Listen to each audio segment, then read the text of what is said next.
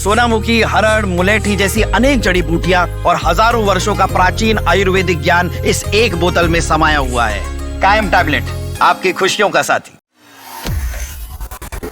ढाका में सत्ता बदली और सिर्फ सरकार नहीं, पूरी फौज की ताकत का संतुलन भी बदल गया। क्या बांग्लादेश में चुपचाप हो गया है एक साइलेंट पावर शिफ्ट? दरअसल बांग्लादेश में प्रधानमंत्री की कुर्सी संभालते ही तारिक रहमान ने ऐसा कदम उठाया है जिसने सियासी गलियारों से लेकर सैन्य हलकों तक हलचल मचा दी है। सेना के शीर्ष स्तर पर बड़ा फेरबदल किया गया है। नए चीफ ऑफ जनरल स्टाफ की नियुक्ति, मिलिट्री इंटेलिजेंस में बदलाव और कई बड़े जनरलों को या तो प्रमोशन देकर नई जिम्मेदारी दी गई है या फिर विदेश भेज दिया गया है। क्या ये सामान्य प्रशासनिक बदलाव है या फिर सेना के भीतर अपनी चेन ऑफ कमांड मजबूत करने की रणनीति? देखिए हमारी ये खास रिपोर्ट। 17 फरवरी को शपथ लेने के कुछ ही दिनों बाद बांग्लादेश के प्रधानमंत्री तारिक रहमान ने सेना में मेगा फेरबदल कर दिया है। 12 फरवरी के चुनाव में 2/3 बहुमत से जीत दर्ज करने वाली उनकी पार्टी बांग्लादेश नेशनलिस्ट पार्टी यानी कि बीएनपी अब सत्ता में पूरी ताकत के साथ है। बांग्लादेश की राजनीति में चर्चा गर्म है कि तारिक रहमान अब सेना के भीतर से पुराने चेहरों को साफ कर यानी कि यूनुस के वफादारों को साफ कर अपने वफादारों की फौज खड़ी कर रहे हैं। इसी रणनीति के तहत हाल ही में बांग्लादेशी सेना में एक बहुत बड़ा फेरबदल कर दिया गया। टॉप लेवल के जनरल इधर से उधर किए गए हैं और कई नए चेहरों को बड़ी जिम्मेदारियां सौंपी गई हैं।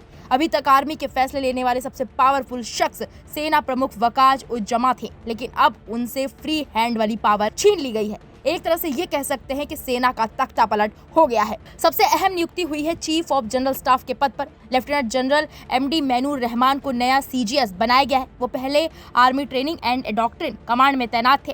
वहीं आर्म्ड फोर्सेस डिवीजन के principal staff officer lieutenant general SM Kamrul Hasan को हटाकर विदेश मंत्रालय में राजदूत बना दिया गया है। उनकी जगह पर मेजर जनरल मीर मुशफिकुर रहमान को प्रमोट कर इस अहम पद पर बिठाया गया है। राजनीतिक एक्सपर्ट्स का कहना है कि मुशफिकुर रहमान को बीएनपी के करीब माना जाता है। सबसे बड़ा संकेत मिला मिलिट्री इंटेलिजेंस विंग में बदलाव से। Directorate general of forces intelligence यानी कि डीजीएफआई के महानिदेशक मोहम्मद जहांगीर आलम को विदेश मंत्रालय भेज दिया गया। उनकी जगह ब्रिगेडियर जनरल कैसर राशिद चौधरी को मेजर जनरल के पद पर प्रमोट कर डीजीएफआई की कमान सौंपी गई। डीजीएफआई बांग्लादेश की सबसे ताकतवर खुफिया एजेंसी मानी जाती है। ऐसे में इस बदलाव को साधारण नहीं माना जा रहा। दिल्ली में तैनात रहे ब्रिगेडियर जनरल मोहम्मद हफीजुर रहमान को भी अचानक वापस बुला लिया गया। उन्हें मेजर जनरल बनाकर 55वीं इन्फेंट्री डिवीजन का जीओसी नियुक्त किया गया है। यानी कि भारत में डिफेंस एडवाइजर रहे अधिकारी को अब जमीनी कमान दी गई है। बांग्लादेशी सेना प्रमुख जनरल वकार उज जमा अब भी अपने पद पर है, लेकिन चर्चा है कि उनका फ्री हैंड अब पहले जैसा नहीं रहा।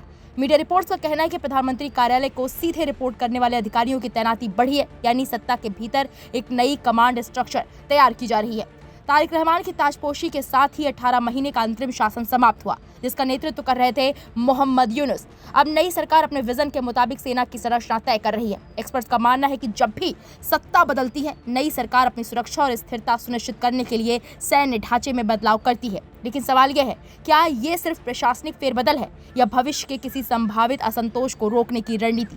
ढाका में इस वक्त सबसे बड़ी चर्चा यही है कि क्या प्रधानमंत्री तारिक रहमान सेना के भीतर अपने वफादार अधिकारियों की एक मजबूत लाइनअप तैयार कर रहे हैं। अगर ऐसा है तो ये बांग्लादेश की राजनीति में एक नए दौर की शुरुआत हो सकती है, जहां नागरिक सत्ता सेना पर पूरी पकड़ बनाने की कोशिश कर रही है। तो क्या बांग्लादेश में सत्ता परिवर्तन के साथ सैन्य संतुलन भी बदल गया है? क्या ये कदम स्थिरता लाएगा या नए टकराव की शुरुआत करेगा?